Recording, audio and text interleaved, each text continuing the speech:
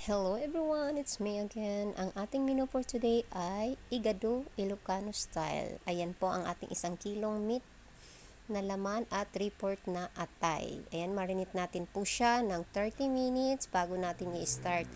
Habang nagmamarinate po tayo ng ating meat ay hihiwain na natin ng iba pang mga sangkap. Ang carrots, and slice na natin, strips. Then, ang garlic, onion, bell pepper, at saka yung ating cubes. Yan pong ating kasamahang sangkap or ingredients. So, after nyan, kasi tapos na, no?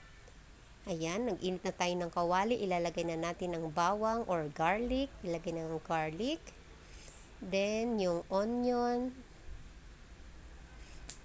After ng onion, ininix na natin yung meat.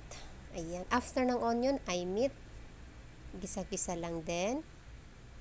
Tsaka nangangamoy na. Pag umaalingasaw na yung amoy, saka na natin ilagay yung meat, yung laman. Unay na natin yung laman, ihuli natin yung atay. So, halu-haluin. Yan. Then, after nyan, mix muna natin. After nyan, takpan muna natin siya. Para lumambot ang ating meat, ating takpan. Ayan na po, takpan na natin. Yan, pinalitan namin ng takip, no? Ayan. So, ayan na siya. May kalambutan na po yan. Tsaka yung lasa, okay na siya. So, wala na kaming dinagdag na salt. Ang dinagdag lang namin is konting vinegar. So, ayan na po, nilagay na natin yung atay. So, hindi naman kailangan isabay kasi ang atay, pagka matagal, kukunat. Ayan. Nilalagyan pala ng suka yan, kunti ha, kunti lang. And then, yung gulay, sunod na natin yung carrots, at saka yung green peas. Ayun. Si green peas at carrots, sabay na natin paglagay at ang atay. Dito. Haluin lang po. Ayan, at nilalagay na po natin yung cubes, pork cubes.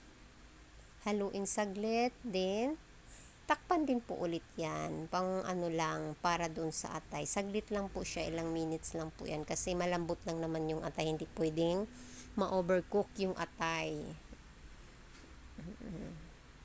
Haluin lang muna natin para yung cubes ay matutunaw din. Then, takpan natin ulit.